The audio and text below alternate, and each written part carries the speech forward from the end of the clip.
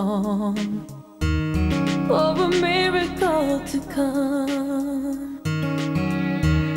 Everyone told me to be strong. Hold on and don't shed a tear. Through the darkness and good times, I knew I'd make it through. And the world thought I had it all, but I was waiting for you. Hush, love, I see a light in the sky. Oh, earth from above. Imagine, if you will, bright lights, an electrifying audience, a drum roll, and the intense excitement as your name is announced while a beautifully designed crown is placed on your head.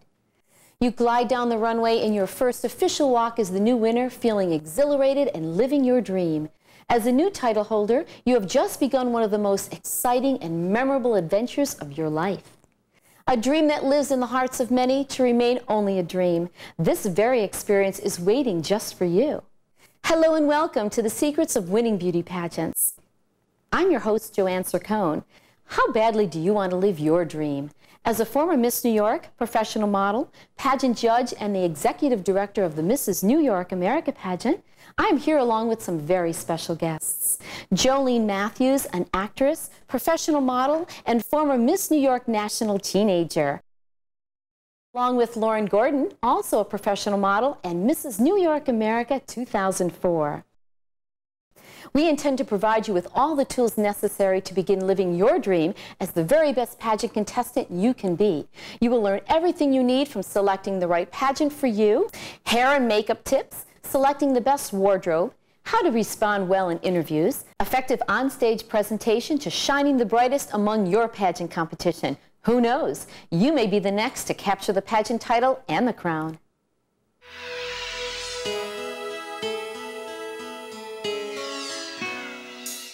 Hello, ladies. Thank you for being here, and hello to you. So we're going to talk about pageants and why we do them. Why would anyone want to enter a pageant? What do you think the reasons would be for that? Lauren, why did you decide to do that? Oh, there are so many reasons. I started watching pageants when I was a little girl, and it's something that I always wanted to do. And finally, when I was older, I had the courage to do it, and it was wonderful. I learned a lot about myself, and I found that was one of the most valuable parts about entering a pageant. Jolene, when did you first think about participating in a pageant? Wow, I entered my first pageant when I was 12 years old. My mother put me in it. My parents were going through a divorce, so it was a hard time in our family. And I went in, and I didn't even place top 10, but I walked away feeling like such a winner. I had such an amazing experience. I learned so much about myself, and I walked away with so much self-esteem. So I went back, and I focused on a positive goal, and I took away the crown the next year. That's wonderful. You know, there's a lot of reasons for it. Some people join pageants because they want to be a pageant contestant. Others join them for other reasons, using it as a stepping stone to other dreams and careers. Did either of you have that desire when you participated? Yes, I also am very interested in a modeling career, and I found that the pageant experience really opened doors for me in that aspect, and now I have a professional modeling career thanks to my pageant experience. That's great. You know, I did the same thing. I was a professional model first, and then I entered the pageant, and it opened a lot of doors that I probably wouldn't have had the opportunity to participate in had I not participated in the pageant. What about you, Jolene? I know you as a professional model. Did this have an impact on that? Absolutely. Being a model is something that I've always wanted in life, and it really helped me prepare for that experience. Just walking the runway, learning makeup and fashion tips.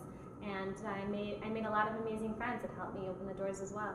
One of the things it also does, which is very important, is it encourages you to take self-inventory, to really evaluate who we are, and where we want to go. And it helps us to become better people along the way, which is very exciting and beneficial in all that you do, not just in the pageant world. How has being in the pageant affected your life today? Well, the skills that I gained while I was preparing for the pageant experience really affect my life in every way.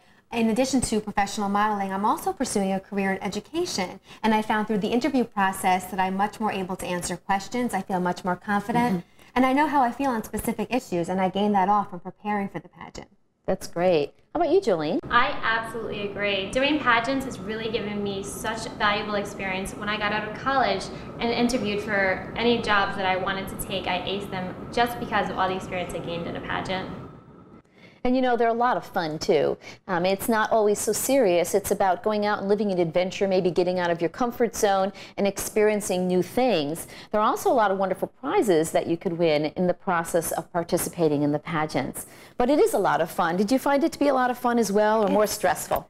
It's a lot of fun. You get to meet a lot of people also, and that's an additional benefit. And I made so many friends that I'm in touch with today, and it just opened so many doors. How about you, Jillian? Did you have fun, or did you find it to be more stressful? It was a little bit stressful, but it really pushed me to challenge myself to be a better person. But I also walked away with a lot of amazing friends, so it was very fun as well.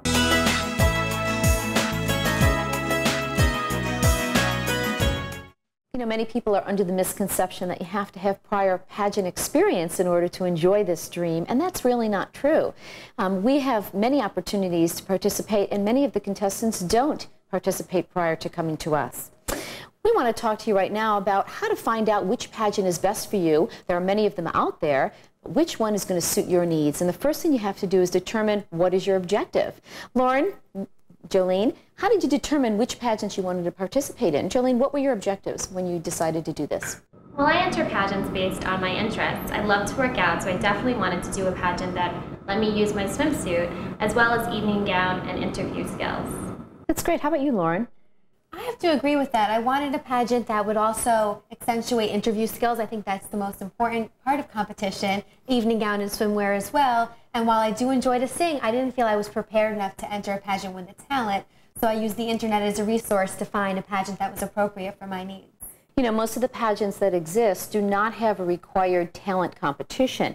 That's a lot of times what scares people from participating. So you need to know that there's something out there for everyone. And for those who do want to showcase their talents, you can locate those pageants as well. But before you do that, you need to also do your research to find out what the pageants are all about, who's running the pageants, and what criteria they're looking for as well, so that you can make a good match.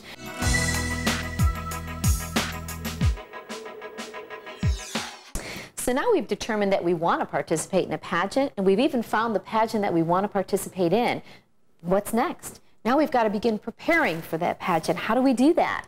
What are some of the ways that you ladies began participating for the pageant? First of all, when did you start participating? Once you decided you were going to do it, how soon after did you start preparing?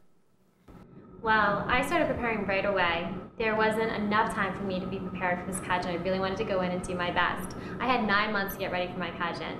And though that's an extreme amount of time, I think that it takes a good 6 months to be able to go in and look your best and feel your best and be your best for pageant weekend. How about you, Lauren? When did you start? Well, I wasn't sure that I was going to enter until about 4 months before the pageant, so I really only had 4 months to prepare, and this was actually my first pageant experience. But in that 4 months, I worked very hard, and every day I went over interview questions, I practiced my walk, and I really had to work very hard to condense that in the time that I had. You know, when you participate in a pageant, there is a sponsorship requirement that must be paid, and that's to defray the costs of the pageants. So you need to also make sure you're aware of that to put a plan of action into place as to how to acquire that sponsorship. And there are many creative ways you can do that, and we're going to talk about some of those right now. I know when I was Miss New York, I acquired my sponsorship through a lot of businesses that I'd modeled with. Some of my family and friends shared their support in many ways as well, but there's a lot of creative ways to do that. How did you do that, Jolene? What are some of the creative ways you used? Well, I actually wrote an editorial in my local newspaper, letting everyone know about the pageant, and if they wanted to advertise in this unique sponsoring opportunity, that they should contact me to be a part of it. I also went to my family and friends, and they were always more than willing to help me out. So those are the ways that I went and pursued my sponsorship fees. How did you do it, Lauren? Well, to prepare for a pageant, I needed to join a gym, I had to get my hair done, I needed a gown, a swimsuit, shoes. So every place that I went to, I found I would ask them for sponsorship in some way. And oftentimes they would give me a discount off the product that I needed, or sometimes they would contribute directly to my sponsorship fee. And I found that was a great way to get sponsorship money. That is, and you know, you can do it in trade.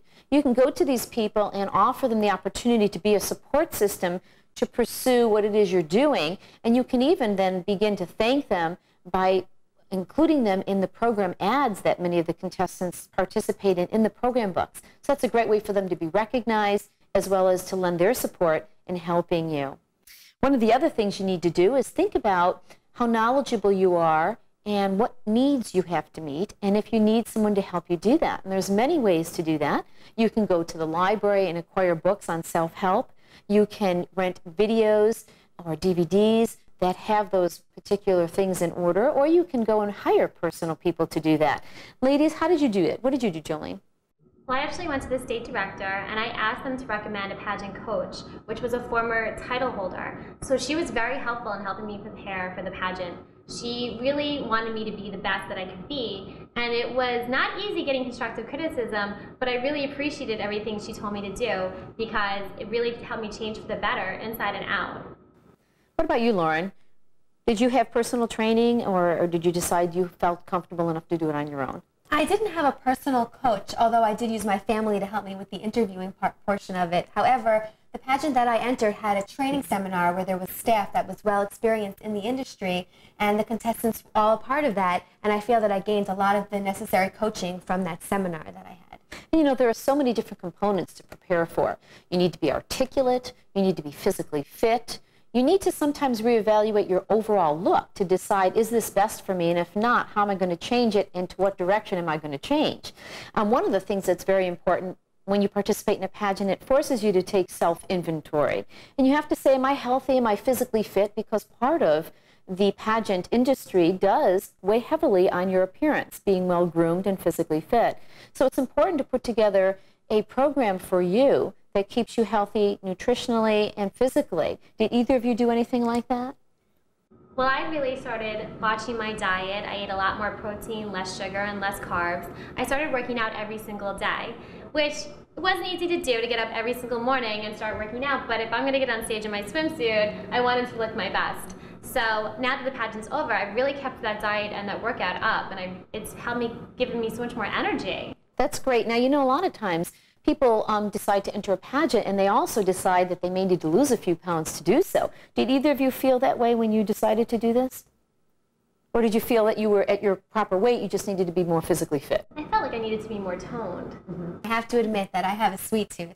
So, and I do. She does. I do love dessert. So it was, I didn't want to give those things up. And I feel that by being healthier in other areas of my life, by adding working out to my routine, I was still able to not deprive myself of the occasional dessert. But I do feel it was necessary to be the best that I can, especially for the swimsuit competition and evening gown. You want to feel your best, and that shines through when you're confident. So I did want to start a workout regime that I did every day, and that I still maintain now because of the pageant. Well, you know, it's interesting. I think back to several of the contestants we've had over the years, and one of the contestants that stands out in my mind came to us and said, this has been something I've wanted to do my whole life, but I don't feel physically fit. So what she decided to do is make it a challenge, and she lost 80 pounds from the moment she sent her application in until she participated in the pageant, and it changed her whole life. So this isn't just about participating in pageants, it's about making your whole life better and being the best that you can be at doing it. One of the other important things to being well prepared in participating in a pageant is to follow through and keep your word and do things thoroughly. That's very important, because if you don't do that, you may miss out on something. Did you find that that was easy or hard to do? I thought that it was easy to do, but I'm a very organized person to begin with, so it wasn't, you know, any more difficult than my daily routine. But what I really did was try to stand out, and I got in touch with the state director, and I spoke to her frequently on a weekly basis, actually. And everything that I sent in, I put little stickers on with the United States flag, just to get myself to stand out a little bit and have her recognize my work. One of the things I know you did, Jolene, was that you were very responsible. It's important, if deadlines are set and required information is asked for, that you follow through with that in the timely fashion, because that's also sending a message to the people who are running the pageant. If you truly want to win the pageant, you have to display responsibility and maturity at any age. So that's very important. How about you, Lauren? I feel that if you're going to enter a pageant, and I did this for myself, this is a commitment that you need to take seriously. While it's very glamorous to have the crown and the sash, and that's very exciting and fun, it's a serious commitment. You have to commit to preparing, and you do need to keep your word, because you are dealing with other people here, and people are depending on you to be honest and to keep your word and be responsible. So I feel you need to know that before you decide to enter a pageant. And you know, entering the pageant is just the beginning of a long process of wonderful things, but they all entail being responsible and following through. So if you're deciding to do this, which we hope you are, you will follow all of these guidelines that will help you to be as prepared as possible to take that next step.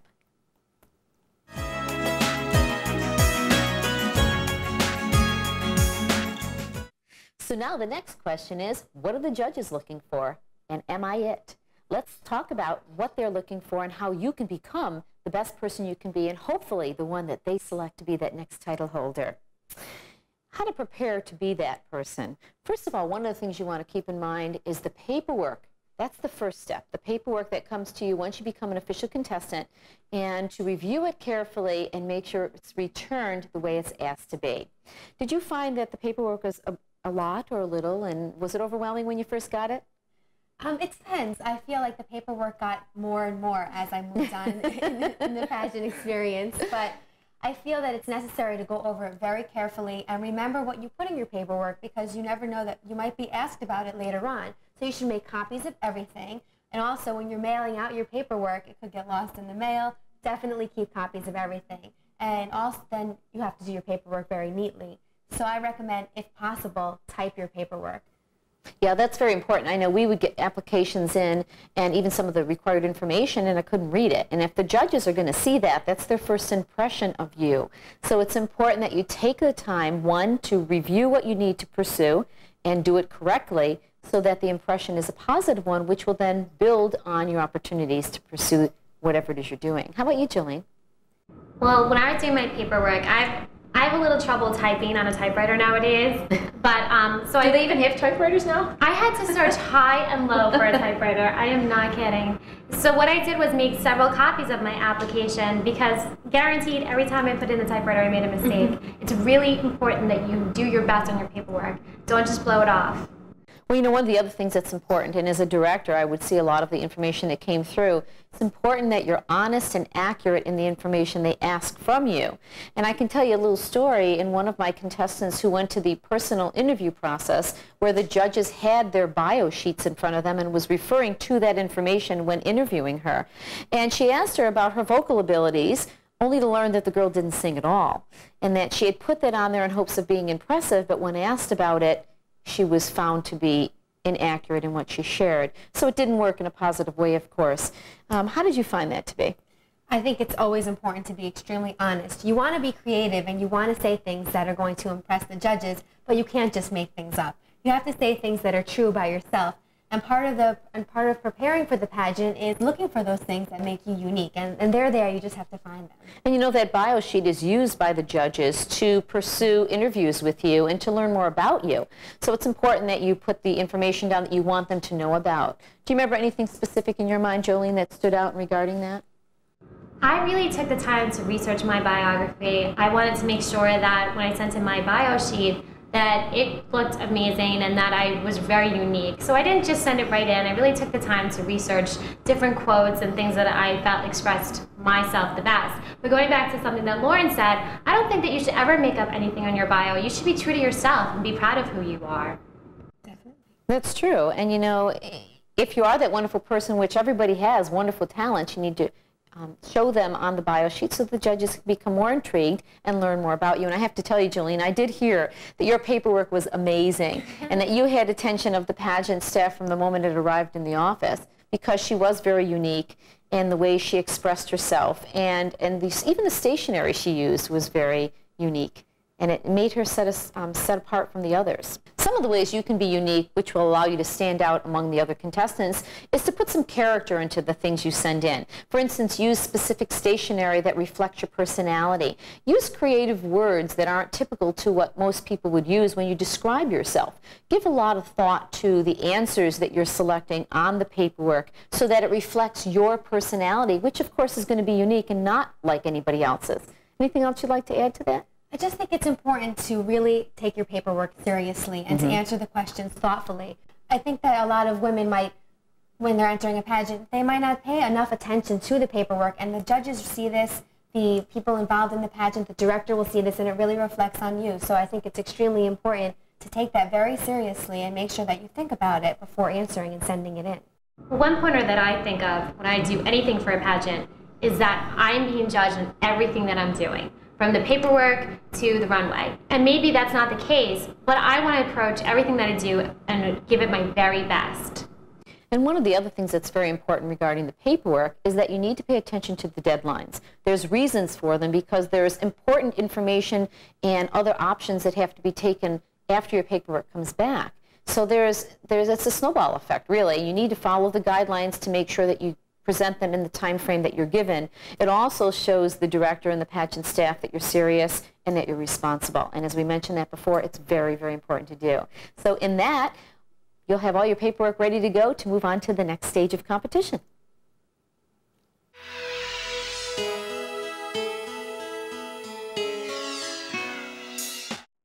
One of the most important segments in competition is the interview portion, and this is probably the part that most people become a little nervous about. I think mostly because they learn that they're not as familiar with themselves as they thought they were. It's a great learning experience.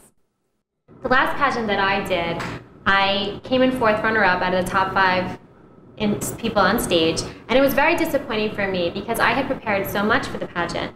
But the question that they asked me, I didn't give them a truthful answer. It was very much a stock answer, something that I found in a book. And the audience didn't like it, and the judges didn't like it, and I ended up hating that answer because I could have given them such a better response and a reflection of who I am as an individual. So it's very important to just be yourself. I like how you mentioned the stock answer because I think a lot of people do come off sounding rehearsed. And that's not when I say practice interview questions, I'm not saying to memorize questions. I must have gone over about 1,000 questions or more, and I practiced in front of a video camera, I practiced with my family, we did mock interviews, but I wasn't trying to write down scripted answers to sound rehearsed. I was really just trying to evaluate how I felt about the issues and come up with a general outline so I wasn't taken by surprise. Well, I think one of the most important things is to learn who you are as an individual rather than trying to be what you think others expect you to be. When you come into the judges' interviews, they're expecting to learn who you are as that wonderful and unique person rather than, as Jolene mentioned, giving a stock answer thinking that's what they want to hear. And it's very important that you start with, who am I? You know, how do you feel about things in life? Learn about the things that are going on around you and to really investigate what your thoughts are about life in general. And really, it's quite easy because if you learn about who you are, you should have the answers to any question asked of you. The one thing that I did was call the state director and ask her to give me a mock interview over the phone. After that first session, I realized I didn't know anything about myself at all. It's important to know everything about what you like and what you dislike, your favorite color, to how you feel about the president. Write those things down in a journal. That's what I did. And then I was able to look back and reflect on my favorite things in life and how to correctly respond to that in an interview. And it's true, you really don't even think about your favorite color. My favorite color is blue. But I wouldn't think about why that's my favorite color, and you can't just answer with a one-word answer. So it's important that you give these things thought. It's different when you're preparing for a pageant. You really need to think about how you really are, and that's sometimes a very difficult thing to do. One of the other things that's important that people have a misconception of is they think there's a specific answer to the question asked of them, and that's not true. Your answer is your answer, whatever it is, and it has to come from your heart based on who you are. The judges don't have a list of answers. They want to hear how you share your thoughts based on what you know. And that leads us to the next thing is effective communication, and there's lots of ways to do that, verbally as well as in body language. And it's important that you pay attention to how well you do that as well. That's right. Well, when I was looking through my journal, I would take that opportunity to kind of look through a thesaurus and find a better vocabulary for some of the words that I had in my journal so that I had a broader communication with the judges. And it's important to take a minute to reflect on how you feel and visualize that answer so you just don't come rushing out with an answer for the judges or else it's a scrambled mess. Right.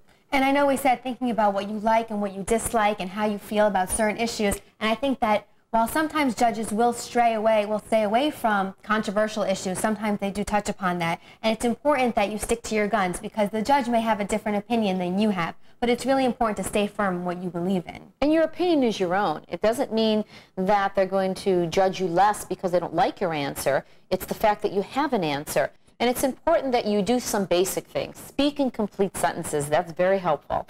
Choose the words wisely so as to not use slang. I think that's also very important, that you want to have complete thoughts, being able to think about it and articulate it and mean what you say. You know, when you're in a personal interview, you may have 3 to 5 minutes to make that impression, and the judges aren't mind readers. So if you share a thought that really isn't what you mean, they may have a misconception of what you are, who you are, and that could unfortunately weigh against your scores at the end. That's right, and I think it's important that you take the time with your judges and be enthusiastic about the conversation. Chances are they're just as nervous as you are. So take it as an opportunity to converse with community leaders and successful businessmen instead of looking at it as someone judging you. Definitely being enthusiastic is important. One thing that I did after I had entered the pageant and I won, I watched the top 5 interviews on mute when I was showing a friend of mine who was thinking about entering, and I showed her, just watch facial expressions and body language, and you can really see why I had an advantage as opposed to some of the other contestants. Just from my enthusiasm, smiling, I think those are extremely important in an interview. And you know, questions can range from all sorts. There were pageants where a question was, if I came into your house, what room would you not want me to see? I mean, that's a simple, basic question. Right. But if you haven't given any thought to it, you could be thrown off. Another question could be, if you could go back in another place in time, where would you go and why? And these are things that you want to think about in life, as well as, who's the vice president? I mean, there have been questions as simple as that. If you're not prepared, unfortunately, you are not going to leave with the crown. You probably want to know questions about your state. If you're in a state pageant, you want to know your state flower. You want to know who are the government officials in your state. Those are important because they may ask you about that. So it's important to keep up on current events and know about your hometown, know about your state.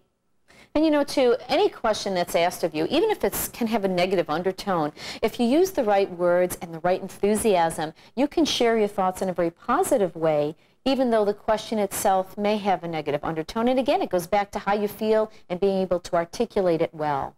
A good example of that is asking Lauren, how do you feel about flag burning in the United States? That is a good question, and while some people might find that this is a negative thing and they might put a very negative spin and say that it's a disgrace to our country, I think that it's important to also bring out the positive. This is a great reason why we live in this country, because we have the freedom to do that, and that's really putting a positive spin. And I could also preface that by saying, well, I don't believe in flag burning. I feel that it makes our country great, so I'm telling my opinion, but then putting a positive spin on it. Exactly. Some of the other things you want to pay attention to, not just so much the content in which you share, but the way you share it. If you happen to be a person that's very animated when you talk, you need to be very aware of that. In a one-on-one interview, I've had contestants that were so nervous that knocked over water all over me as we sat there interviewing because they were nervous and they used their hands. I had another young lady a younger girl, I think this was a preteen. She was sitting there and she was so nervous and she had very long, beautiful hair. But while she was answering me, she was twirling her hair around her finger, and what she did is she got it stuck. So for the rest of the interview, she had to sit with her finger in her hair. And of course, as a judge, you try not to pay attention to that, but how could you miss it? But it's out of nervousness. So you need to be aware of your characteristics, and if it means having to sit on your hands while you speak, then that's what you need to do. One of the ways to learn more about this is to do mock interviews with your family and your friends. When I train contestants, I always tell them, from an audio perspective, you need to sit and simulate that of an interview you're going to be doing. And have somebody ask you the questions, interview you, and tape it.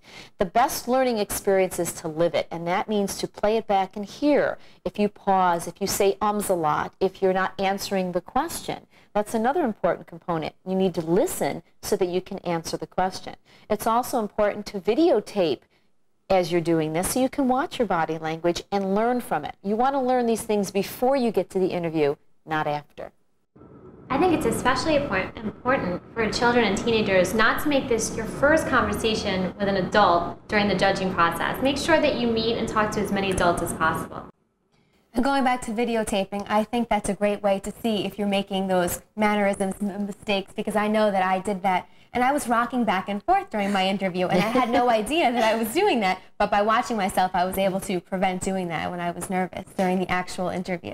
And you know, from a judge's perspective, if you have a contestant who's sitting in front of you and doing this, what you find is that you've missed everything they've said because you're thinking, why are they rocking like that? And it's very distracting. So what you want to do is present yourself in such a way that the judges are focused on you, on what you say, how you say it, without being distracted by those other things. I think another great point is, for me especially, I have such a high-pitched voice, is to be careful with your vocal range when you get nervous. you should try to tape yourself with a tape recorder as well. That was your idea, Joanne. It was a really good one. It really helped me get through my mock interviews as well as living the real thing. And you know, there are other options, you know, like we mentioned earlier about hiring a coach. There are people out there who can help you do that in a speaking ability, to learn how to speak more effectively in public and to listen to the tone of your voice, your intonations, and to make sure that you're expressing yourself the way you really want to. One of the other things we want to talk to you about is the inner beauty. You know, we talk about a beauty pageant, and yes, it is about what you look like. You want to be well-groomed and attractive, but more importantly, it's about who's inside and the character you develop and the person you share with those judges to let them know who's on the inside, because it's not just about the outside. I agree. One of the mottos that I heard when I was younger competing in pageants, it's not how you wear the crown, but how you make it shine. You really need to shine from the inside out. That means being a good person, a genuine person. And even though you're in competition with other girls, you're not competing against them, you're competing against yourself. So be sure to play fair. Well, you're not there to make anyone else look bad. For instance, a lot of times people will create an image of themselves in hopes of sacrificing someone else to do it. You don't want to do that. You want to be yourself, be the wonderful winner that you are, perfect all the wonderful components to who you are, and go out there and shine the brightest. And that's the person that's going to leave with the crown.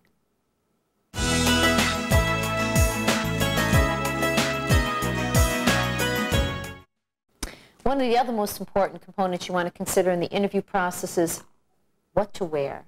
How to present yourself from a hair, makeup, and clothing perspective. That's also very important, because although you have a great person inside, how you dress it makes a difference. And it's important that you follow the direction from the pageant you've selected to participate in as far as their criteria for what to wear. And of course, to be appropriate. Remember, you're sitting face to face with these people, usually within a matter of 2 or 3 feet. So you need to be sure that you're appropriately dressed for the occasion. Definitely, you have to remember that when you're doing your one-on-one interviews, you are sitting face-to-face with that person, so you want your makeup to look natural. You're not on stage, so you don't want to look like you have stage makeup, because that would not be very appropriate. That'd be a little scary, I think. Yeah, it has been. I've been there. And the other thing is, be careful of your accessories. You don't want to walk into an interview with huge earrings on. I think across the board, most pageants, when you go into interview, it's like a day suit, like you're going on a job interview. So try to keep that in mind when preparing your outfit for the interview portion. Some of the other things you want to consider that are equally as important is that it's wonderful to have a beautiful suit, but it's also important that it fits you properly and that it's appropriate for your age and your body type. Also, age appropriateness for everything you're going to be doing, your hair, your makeup, your accessories. I remember one pageant that I judged for teens. A young lady walked in a party dress and rhinestone earrings, and she was 13 years old. And of course, it's not necessarily her fault, but it did hurt her in the competition. So again, that's where having someone to help you who's knowledgeable, a coach of some sort, would make a difference. And to put it all together so that the whole package is the best it can be, and you can walk away a winner. Here we have Jolene in her interview outfit, which is absolutely gorgeous. What we're going to do is talk about from head to toe again what we could do, if anything, to make this look even better so that she can be, again, the whole package. She's chosen to wear her hair down, which looks lovely. Very important, though, when it's down, that it needs to be well groomed as she has it, so that's important. And off your face. One of the things I see and hear a lot as a judge, as well as hearing from judges, is that the ladies wear their hair all over their face and they're distracting, not to mention we can't see the beauty in their face because it's covered. But Jolene, you did a great job with that. Her makeup looks wonderful. It's natural. One of the things you want to remember, whether it be in swimsuit or in interview, is that it's a natural look. Of course, in the interview, one-on-one, you want it to be more natural on an everyday, because you're sitting very close to the judges and you use natural makeup rather than stage makeup. And of course, in swimwear, you're going to enhance your eyes and your lips far more because you're going to be under a lot of lights and a distance away. She's chosen to wear earrings that are lovely, little posts, subtle, enough there to say I'm feminine without it being too gaudy or obnoxious or very noticeable. She has a beautiful necklace which complements her earrings, looks great. Her suit is beautiful. As you can see, it fits her very well. It's a great style. It's got a little bit of glitz to it, which is nice in the pageant industry without being overly done, with her buttons that are rhinestoned and they look great. I think the only thing we would do to change this look, if we did anything, was to change the color of her suit. As I'm sure you'll agree, it looks beautiful, but because it's similar to the color of her skin and hair, it kind of blends in, so it's a one-dimensional look rather than having contrast. So we want to make sure that we do the best we can with everything we have to work with. So if I were to make any suggestions, although the suit is beautiful, especially on stage, I would change the color into a more vibrant color for her. On a one-on-one interview, this would work very nicely because she's sitting close to the judges. Not like on stage where she'd be under lots of lights. As you can see, she's chosen a pair of shoes that are absolutely gorgeous for this suit. They look like they were custom made. Very lovely. Again, with shoes, you want to remember that they should complement your outfit and fit well.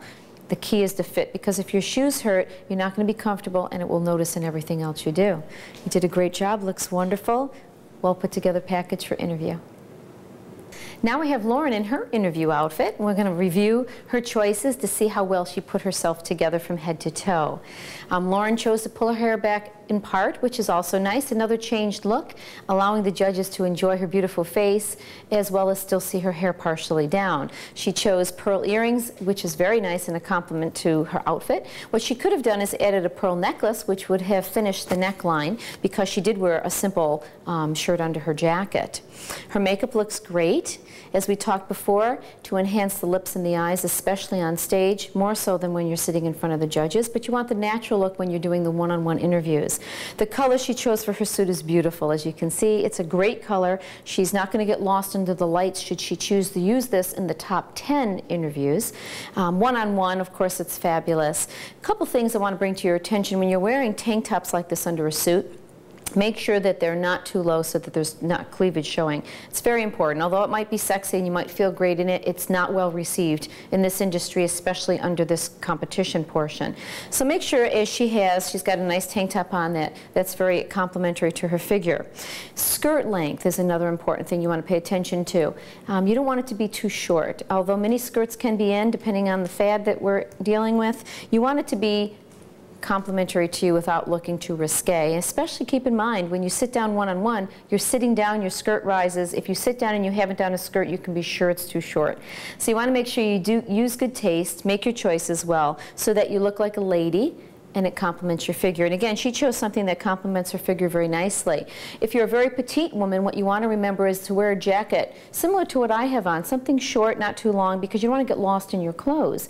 And if you're tall, you can certainly afford the length in your jacket. A fitted skirt is nice as long as it's not too tight. Remember the fabulous four: fit, color, style, and fabric. If you pay attention to each of those pieces, you will never go wrong with the items you choose. She obviously has on a nice pair of shoes that complement her outfit well, and one thing you want to remember is you want to make sure it complements each other. I wouldn't wear shoes that have rhinestones all over them with this outfit, obviously, because they don't complement each other. The other thing, if you're going to wear jewelry, make sure the jewelry matches. If you have a bracelet, earring, necklace, make sure they're all the same family of jewelry. That makes a difference as well, because if you're not wearing the same jewelry, then that again is going to be distracting. I know I've seen that when I've been a judge, and it's distracting. And then I'm thinking, geez, her jewelry doesn't match, and I've missed what she shared with me in her interview. Overall, Lauren did a great job. She looks fabulous. And here we have another winner.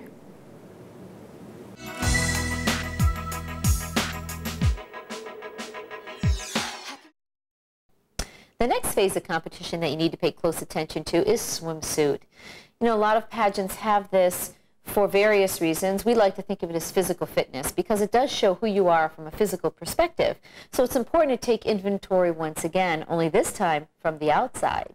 Definitely. I think that it's important that you know your body type. And if you're unsure about something, I think it's really important to get an outside opinion. You could ask the people involved with the pageant, your director, or if you have a pageant coach, your friends and family, because sometimes you don't know. And if there's something that you can enhance, it's definitely worth it to do so. And there are easy ways to do that.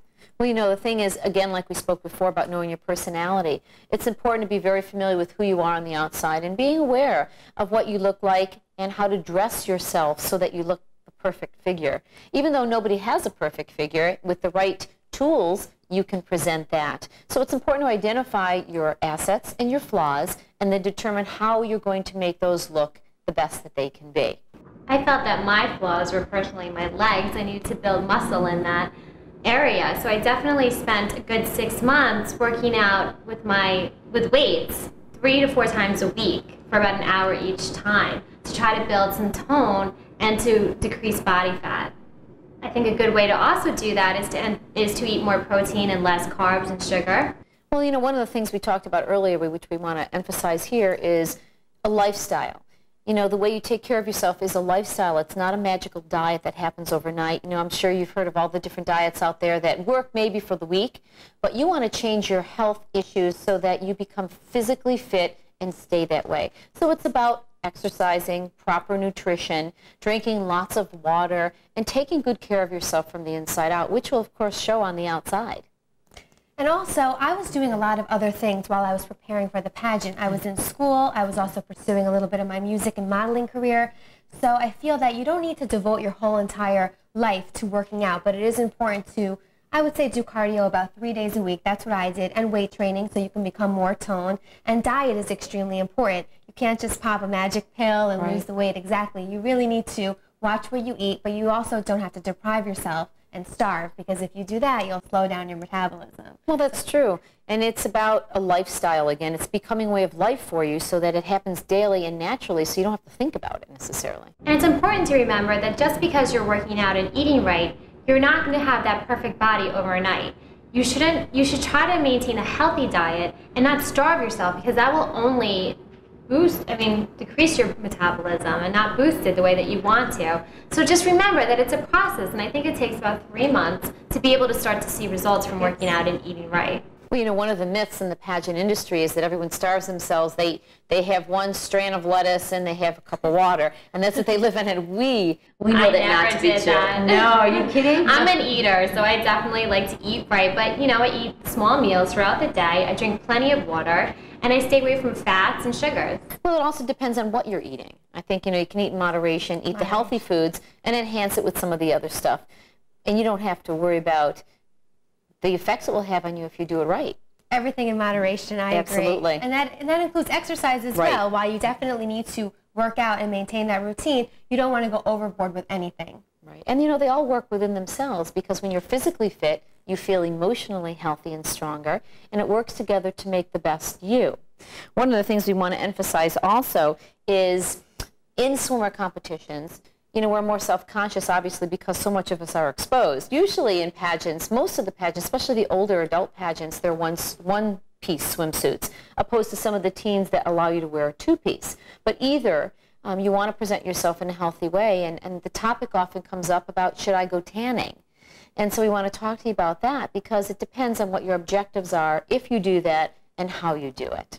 I'm personally fair, and so for me to sit in the sun, I'm going to roast my skin and get sun damage. So I do the Mystic Tan, or I do tanning from a bottle. So it's important to make sure that you do that on cleansed skin and exfoliate so to avoid any streaks when you're tanning. Absolutely, I did that also, but I don't mind getting some natural suntan. And if you're opposed to that, you definitely don't need to, because you have the self-tanner. But I actually did a combination. I did both. And I would lay out in the sun a little bit, use tanning beds, and also use the artificial tan, and in moderation, of course, I felt more confident with a little extra color. But the judges, they're looking for the inner beauty that comes from within, and I felt more confident, and that's shown through. So it's certainly not necessary to go tanning. No, it's not, and it's more important to put the whole package together well.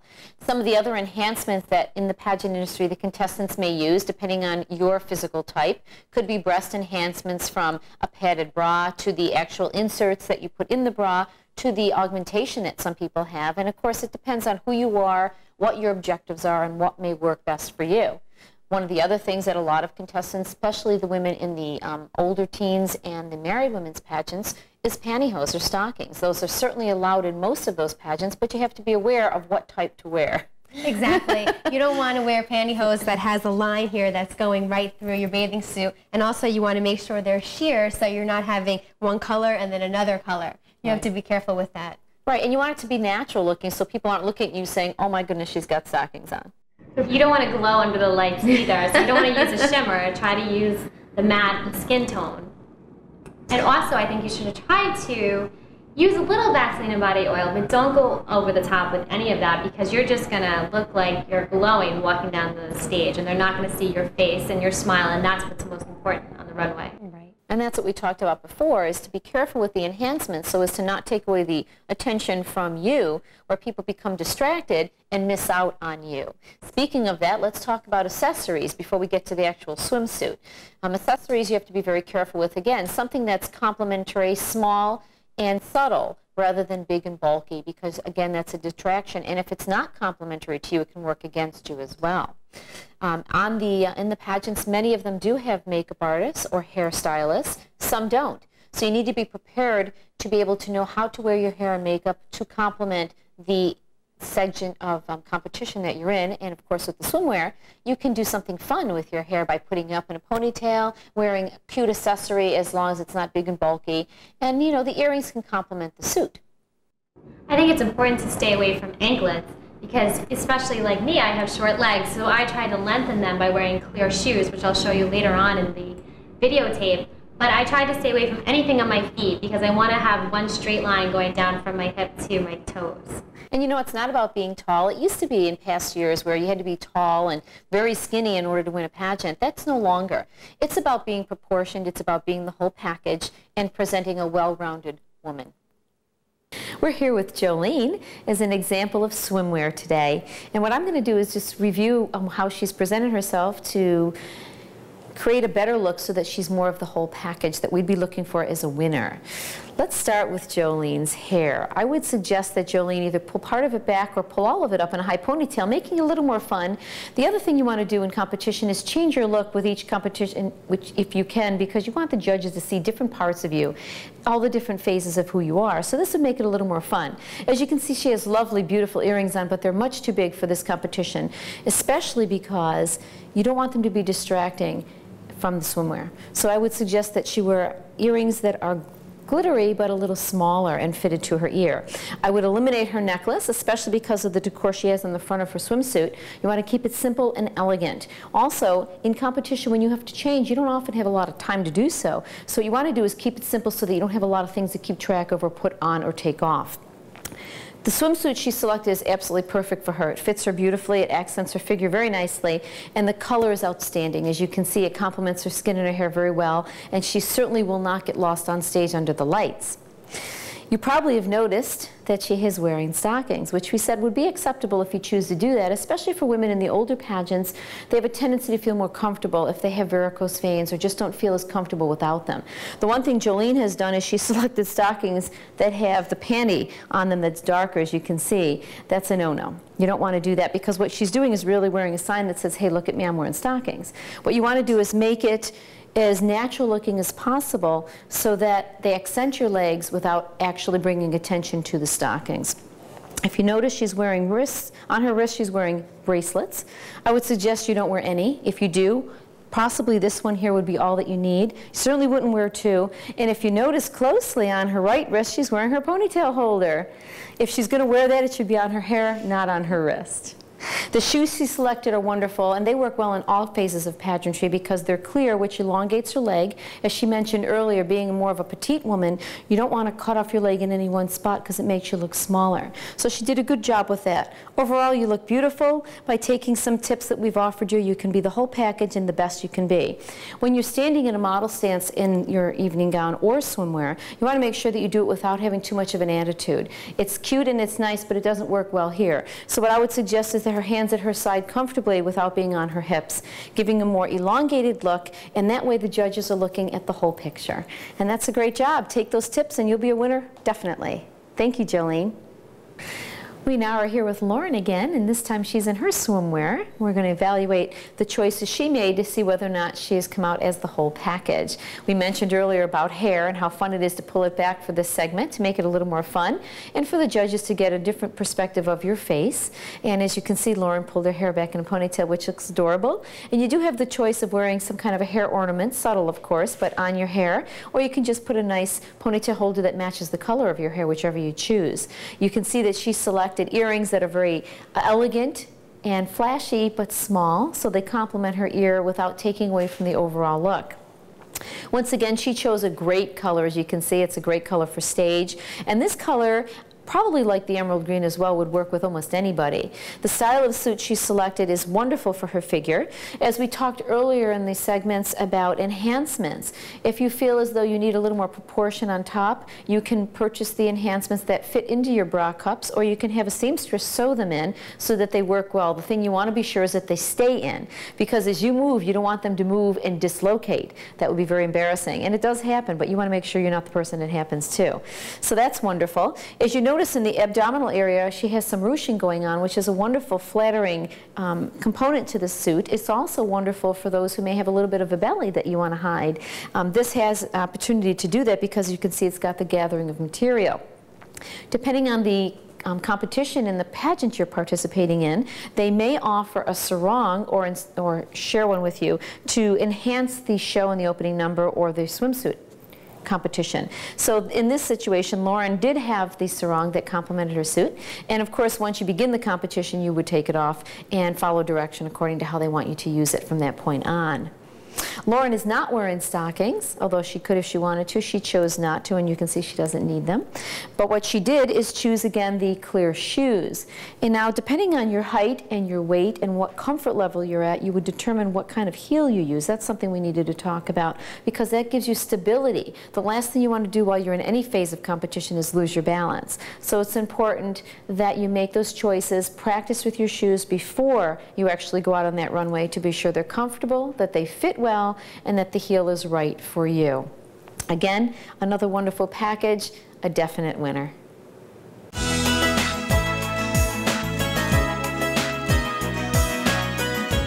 Our next segment is evening gown, what we feel to be one of the most elegant because it expresses your poise and your grace while on stage. Keeping in mind, of course, it needs to be age appropriate depending on whether or not you're a young girl or a teen or an adult. You want to make sure that you select the right choice for you, especially in fabric, as we mentioned before, color, style, and size. So what you need to do again is identify who you are as a person, what you feel your character and personality is, and then hopefully that will reflect in the gown that you choose. For me, this was a really fun part of the competition because I was able to design my own dress and had it made for me. And I loved wearing it. I felt that it was a great expression of who I was. But for many women, I feel that this is a difficult part of the competition because they often get misled. I think it's important that you find something that's appropriate and beautiful, but not too sexy. You don't want to show too much cleavage or too much skin or thigh or anything like that. It's all about being elegant and classy. You want something that's age appropriate as well. Right. And you know, one of the other myths that a lot of people feel is that they have to spend thousands and thousands of dollars on their gown in order for it to be a competition gown that will help them win. That's not true. You know, I'm sure you've seen people when they come up to you and bragged about how much they spent on whatever they're wearing, and if there was a bubble over your head, it would say, boy, did you waste your money? It's because it's about how well you wear it and if it's appropriate for your figure. And so it goes back to those basics of knowing what your figure type is and how to dress it so it looks phenomenal. Well, going back to the point that you made about not having to spend a lot of money, I know that there are plenty of women who won the Miss America title in a rented gown, so that's another option for you if you don't want to spend a ton of money. Absolutely, and I have gowns that range from the thousands and also into the hundreds, and I honestly don't think that people can tell the difference. It matters what looks best on you, and you need to know your body type, and you need to know what color looks best, and really, you need to wear the gown. The gown shouldn't wear you. When you walk out on stage, it's about being poised and elegant, and the judges should notice you and your beauty, not necessarily the gown. One of the things you want to keep in mind, or one of the many things you need to keep in mind, is that it fits you properly. I can't tell you the number of pageants I've judged where the gowns were too long or too short, where they were too big, exactly, too tight. You don't want people to notice the specific gown. They want to see you in it. So it's very important that you take notice to all of those things and trust your gut feeling. Oftentimes people will tell you things that they think you want to hear. You have to go with what you feel most beautiful in when you're in it. Joanne, as a stage director, what color do you think works best under the lights? Because there are so many bright lights that are on you as you're walking up and down the runway. Oftentimes you can't even see the audience. Right. So what color do you think gets washed out on stage, or shines best on stage? Again, it goes back to who you are as an individual. But more than being a director, it's being a judge. As I mentioned, I've judged over 350 pageants, and I can tell you that although the myth is you have to wear white to win, white does work for some people, and it would depend on the contrast it creates with your skin and hair type. I like to see color. I think color is vibrant. It brings more life to the stage. It brings more life to you. And on those unique times, white, yes, definitely could work, but I wouldn't suggest everybody wear it. And the myth is that people think you have to wear white to win. The reality is, because people believe that, so many people wear it. Therefore, the odds are in the favor of a girl or a lady in white winning. But that's absolutely not true. It's about who you are inside, how you wear what you're wearing, and how you do from the inside out that determines the winner, not the color of your gown. So it's basically what you think is best for you. And putting all those components, as I mentioned, into place is what's most important, because you can have a beautiful white gown or a colorful gown on. If it doesn't fit you properly, it doesn't matter what color it is. Another component to this, with all the wardrobe that we're talking about, is accessories. We mentioned it earlier, and it's so important to be aware of what you make, what choices you make, so as to not let them control you while you're on stage or even in the one-on-one interview. They should complement very subtly without being overpowering. And, you know, people have asked us, should we wear flowers in our hair, big jewelry? We would probably advise you not to do that. And if you're going to do that, don't wear all of it at once. I think a good rule of thumb is, depending on how beaded your dress is, to stick to one accessory, maybe beautiful long earrings or a necklace. I generally like to stay away from anything on my arms. I agree. I don't usually wear bracelets or watches, and also you want to be sure you don't have your rubber band, your hair elastic still on your That's wrist. right. Somebody did that once. I saw it. People forget, but I think my rule, what I use is if I'm going to wear beautiful chandelier earrings, and I would only do that with an evening gown, I wouldn't wear a necklace. Or if I'm going to wear a necklace, I would wear small, like diamond studs. So I think it's important that you don't want to be too overbearing. Right. Well, the other thing, too, is depending on how you wear your hair in this segment will also dictate what you wear with it. Because if your hair is down and you have a lot of it, wearing small post-diamond earrings is not going to make a difference because no one will see them. So, again, you have to compliment yourself, the style in which you choose to present yourself in, and the gown you make the choice to wear. Because if you're wearing a lot of beaded stuff on the top, then you're certainly not going to wear a necklace with that as well. And, again, the thing with the bracelet was a good idea because oftentimes what happens is if you're nervous, which most people are, you tend to play with the things you can touch. So often I've seen ladies on stage play with their bracelets, and it's distracting. It's very distracting. And as you can see, all of these components, the reality is they do cost some money. And you need to make good choices. So it's not about the amount of money, but the choices you make, and not to be afraid of all of the expenses because they do tend to add up. But as we mentioned early on, that you can acquire sponsorship to support the things you need to purchase and or trade off for so that you can have all that you need to make this a wonderful experience. Here we have Jolene in her evening gown, and I'm sure you'll agree it's an absolutely beautiful evening gown and a very lovely lady. What we're going to do, though, is evaluate if anything can be done better to make her look even more beautiful. First of all, Jolene has chosen to pull her hair back, which is wonderful, especially evening gown. It's more elegant. What I might have suggested is that she pull it all up if she were able. And that's something you need to keep in mind. You have to work out what's going to work best for you, assuming you have to do it yourself. So you want to keep it simple if you have to, if there isn't someone there to help you. Certainly if she had someone to help, I would suggest she put her hair up, making it look a little more elegant. Her makeup looks wonderful. I would suggest for her eyes that they be a little darker, a little more enhanced, especially for stage. And if you're comfortable and you want to use false eyelashes, it's strongly suggested. And again, it just enhances your eyes if you can't get the quantity or quality of mascara on that you would need to frame the eyes that you have. Her lips look wonderful. Her earrings are great. I know you probably can't see the detail, but they match her gown perfectly. Great job, Jolene. They look wonderful. Because of the detail on the top of her dress, I wouldn't suggest that she wear a necklace. It takes away from all the detail and the chipped ice and the sequins that are on it. As you can see, it's sheer within the midriff, and then it has, again, some ruching on the hip, and looks beautiful as it's graduated, and it has a really beautiful train. One of the things about trains you want to be aware is that when you're walking on the runway, they follow you until you have to turn. So it's important that you keep that in mind, that if you're going to select a gown with a train, you want to make sure it's something you can comfortably work with so it follows you gracefully rather than trips on it. And that is a hazard with a train, so you want to really give that some thought when you make your choices. As you can see, it accents her figure beautifully. She has some cleavage, but it's not overly done, and it's in good taste. It looks wonderful. The back is all sheer.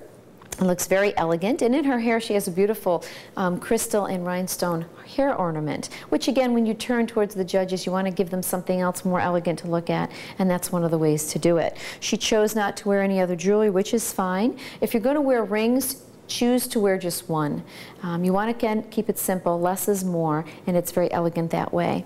I think she looks great. The only thing I would suggest if she were to do anything different is to possibly choose a gown in a different color. Again, it's a beautiful gown, but it's very similar to her skin coloring from head to toe. So under those lights on stage, she's going to look very washed out. Although she won't be missed because she's beautiful, if she has the choice to make a better choice, then she would want to do something in color so as to stand out a little more. And of course, in the overall picture, if you're the best choice for the job, the gown is not going to stop you from winning. But if you have the choice to be the best, then of course you'd want to. You did a great job, Jolene. You look fabulous. Great job and a great gown. And finally, we have Lauren in her evening gown. I'm sure you'll agree she looks spectacular also. A little different look though. As you can see, Lauren chose to wear her hair down, which is fine as long as it's not overly powering her face. And look at her beautiful earrings. This is a great dress to wear long earrings with, especially because with the neckline, the one-shouldered neckline, you're not going to wear a necklace with it. And also, although it has the ruching, it's very simple but elegant.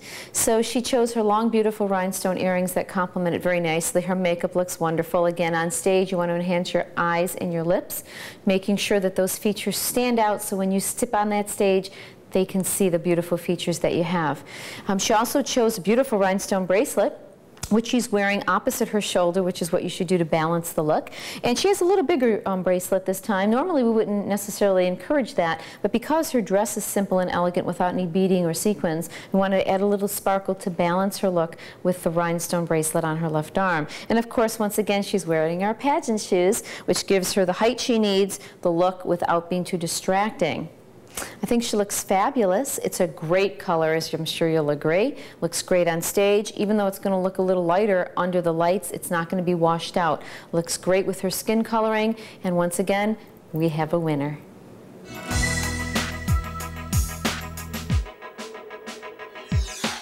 So what are the judges looking for? We've talked about personal interview and character. We've talked about swimsuit and physical fitness. We've talked about evening gown, poise, and elegance. One of the other things some of the pageants incorporate in their competition is talent portions. Most of the pageants offer them as optional competitions, so they don't count towards your score in winning the actual pageant. But in the event that you choose to participate in them, we want you to have the tools to do it well. There's only one pageant that we're aware of at this point, and that's the Miss America pageant that actually incorporates the talent competition as a formal part of the overall competition for winning the crown. And so if you participate in that pageant or any of the others, we want you to be well-rounded in that talent so that you can go out there and do your very best. And of course, the first thing you need to do is recognize what is your talent. Being realistic, of course, you need to identify that. We believe everyone is a winner. We believe everyone has talent. Whether or not it's appropriate for the pageant world, that's yet to be determined depending on which you choose.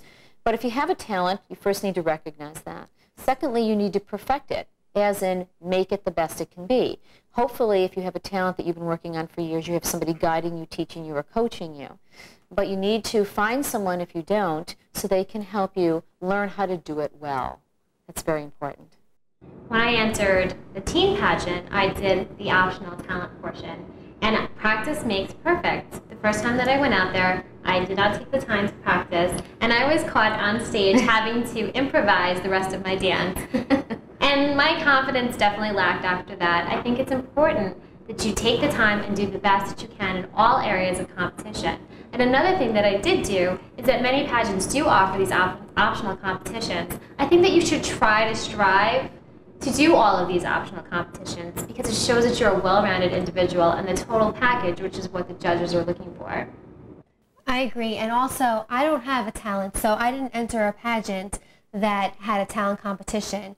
So I feel that, but if I was going to, I would prepare for it just like any other part of competition. I would tape myself and make sure I was well prepared because it is an important part of the competition if it's included, and you do want to be well prepared for that.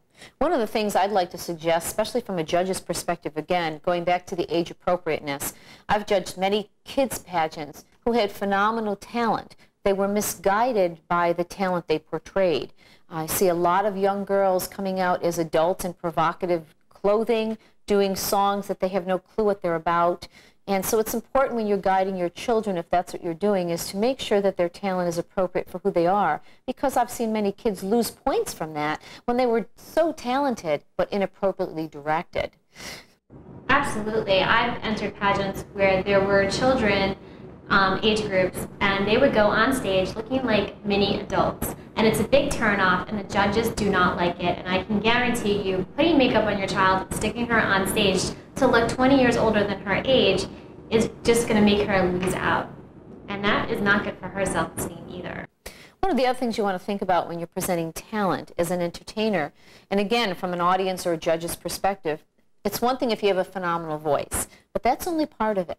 You have to be able to present it well, and that's with good stage presence. You have to be comfortable out there. You have to engage the audience. You have to entertain them and look and feel like you're enjoying what you're doing so that you present, again, the whole package rather than just a beautiful voice. Because even though you may have the best voice, if you don't know how to present it well, someone else may win because they have the best package. So it's important to consider that, and by viewing it as it was suggested, taping yourself, watching your performance, analyzing what can I do better, what am I doing well, so that you know where your area is for better improvement.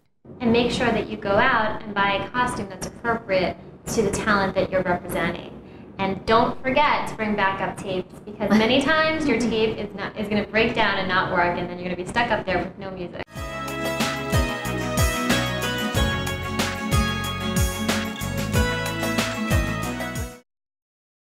What's important also, again going back to those rules, is finding out what the pageant stipulations are for talent. Making sure you understand clearly what their guidelines are, because although you may be very talented in an area, it may not be one that's considered a talent competition for the pageant. Most of the talents that are accepted for competition are playing an instrument, singing, dancing, even some mimes. On occasion, I've seen people read poems that they've written or someone else has written, and that's wonderful too. But you don't want to get there and feel silly or humiliated. You want to make sure you're, as with any component of this competition, is be prepared. That's very, very important. And again, age appropriateness, I can't emphasize that enough, that's so vital. And you know, the poor little kids don't understand when they're not at their peak in points, because they're going by what was given to them for information, and they've been guided to do that. So it's important, and I want to tell you a quick story how important that is. I trained a young girl who was probably about 8 or 9 for 8 months. Her mother brought her to me and said she wants to do this pageant. I think she can do well, and she did. She had a great potential for winning a pageant, no doubt. I trained her intensely. For 8 months, we went out and picked all of the clothing she needed. We picked out a beautiful party dress, is what they're called in that age group, opposed to an evening gown. And she looked lovely. I had no doubt she was going to run away with the show. We get to the pageant, and indeed she did. She ran away with the entire show until we got to the party dress segment. And I sat there as she came out on stage watching her in something other than what we had selected for this competition. Her mother, the day before, had been out shopping, saw a wonderful gown on sale, and bought it for her daughter. She presented herself in this gown, which, by the way, was a miniature version of what I was wearing. Everyone thought she was my daughter. The point to it is she came out very inappropriately dressed for her age, and I'm sorry to say she lost the pageant because of it. She was the front runner the whole way, and because she was inappropriately dressed, the judges disqualified her from winning. So she lost out on that for that very simple fact, and it's easy to be remedied. So please pay attention to that so that you can do your best, be your best, and make the best of every situation you're in.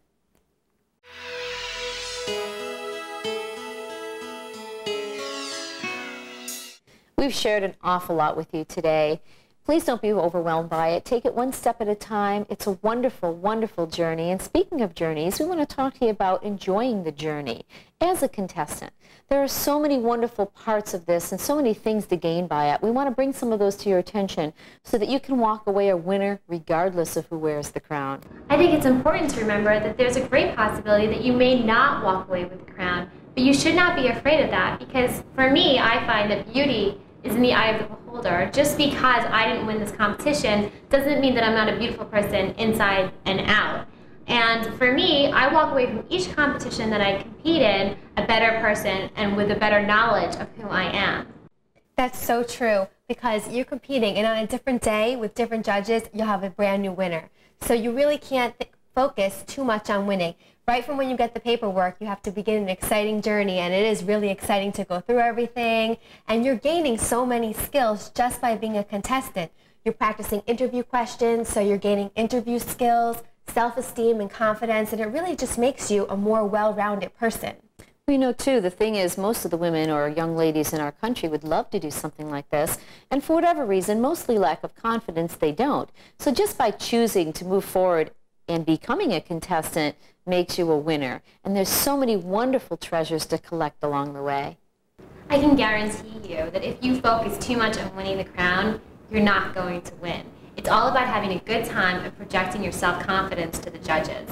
I think that is the main ingredient to being a winner. That's true. And you know, being a contestant gives you a lot of privilege and opportunity in addition to all the treasures you collect. You become a role model. You have a bigger voice to make a difference in the lives of other people, especially younger people. If you happen to be an adult, you become a role model to children or even your peers who want to do something like this. You may inspire them just because you've taken that step. I'd like to tell you a quick story about a contestant I had who was a very wonderful woman but very insecure, and she said that this was something she'd wanted to do all of her life and finally decided she was going to go for it. She was a very shy person who spoke very little in meetings. When she was in a crowd of people, she stuck to the wall, as she told me. She became a contestant, focused on the journey, and she did not make top 10. But she left with more treasures than some of the people who left with the crown. And she told me that it changed her entire life. She now conducts meetings and events, and she's no longer stuck to the wall but in the center of the room. So she's gained a great deal, probably more than just having the crown, and it's changed her life forever. I think it's very true what you're saying, because when I was younger and my parents split up, I was very sad, my grades were slipping in school, and I had the lowest self-esteem. I walked into a pageant, and it helped me focus on such a positive goal, and it changed the course of my life. And to this day, I'm still competing in pageants, making new friends, and walking away a winner. And you know, the other thing, too, is you can't give up. You know, you try for the first time. If you don't win, that doesn't mean you shouldn't win or that you can't win. You have to evaluate who you are, what you can do better, and try again. The average state title holder takes 3 times before she wins. The other thing you have to remember is that it's not typical to be a one specific type of person to win a pageant. You know, take me for instance. I'm 5'2" and jet black hair, and I was told when I first started pageants that, oh, you'll never win, you're not tall and you're not blonde. And maybe at that time those were the most typical types of people to win. But the reality is it's the whole package. And one of the nicest things ever said to me was after I won Miss New York, I was laughing because I couldn't believe I won. I went there for the journey, not the crown. And one of the judges came up to congratulate me. And she said, why are you laughing? I said, I can't believe I won. And she said, why not? I said, well, look at me. I'm 5'2" and jet black hair. And she said, Joanne, you were the tallest one on that stage. And I thought that was so sweet. In reality, I was the smallest by 4 inches. So it was very noticeable. But it is the whole package, and it is the journey, and you need to focus on that, because in the process, you're going to make a difference in others' lives as well. I think the message is that there is a pageant out there for everybody, and that if you put your mind to it and your heart into it, you can accomplish anything. Absolutely you can. So you can't give up, but what you need to do is start the process now so that you can learn how to do it in the best way possible.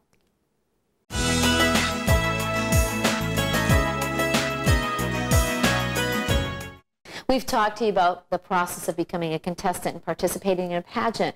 Let's talk a little bit now about what it means to win that crown and what happens after you win the crown. Lauren, obviously here, Mrs. New York America 2004, and Jolene has won a title of Miss New York National Teenager, and we're very proud of both of you. And how has it changed your life? Has it changed your life, and what effect has it had on it now? Yeah, absolutely. Even from the moment when I first entered, the pageant experience has changed my life, but winning really opened so many doors, and I've met so many new wonderful people. I was able to promote my platform, which had to do with education, so I was exposed to so many different children, which was really wonderful in so many ways. And it also opened the doors for me in terms of modeling, and now I have an active professional modeling career. That's wonderful. And you know, you do become a role model when you win a title, regardless of which title it is, and it also comes with a lot of responsibility because people look up to you now as a leader, and it's important to do good things with that and use it in the proper context it was meant to be. It's true, and you need to embrace the fact that once you become a title holder, your schedule is not just your own anymore. There's a lot of appearances that you need to make, so you need to be prepared for that next step. I loved being a title holder and being able to promote my platform, which was encouraging underprivileged children. And I got to meet so many new people along the way. And again, it did open many career opportunities for me because I got to meet people in the business and I made connections and networks. And you know, you never know where it will take you. I entered the pageant on a whim. I was working as a professional model and my photographer kind of dared me. And I thought, well, okay, I have nothing to lose. You never know what may come from it. And I can tell you from that, my whole life changed. I certainly wouldn't be sitting here today as the executive director of the Mrs. New York America pageant had I not done that one pageant. And when I reflect back on all the things that I've experienced in life because of it, I'm very grateful, and it does change your life, and it's a wonderful experience. It truly is. I think the one thing that I take away from pageants is that I've entered about 4 or 5 at this point in my life, and I've won one title. And every time I enter a pageant, I feel like I walk away a winner because of meeting new friends and opening new doors, and it's just a great experience overall. You do. You learn something new every time, and it's important to go back to the point that it goes back to being responsible, and there's definitely a commitment involved. And if you do win that crown, it's a wonderful moment, and I can remember when I won, it was really one of the happiest moments of my life. I've never won anything before. It's just so exciting. But then the reality hits you that you are a role model to people all around, and you've made a serious commitment, and it's important to take that commitment very seriously. It's also important that you add quality and some morals to it. You know, unfortunately, sometimes in the pageant industry, there's a negative undertone. It's up to us as quality women to make a difference and to turn it around and to show people that there can be wonderful things that come from participating in a pageant, and it is truly because of the journey.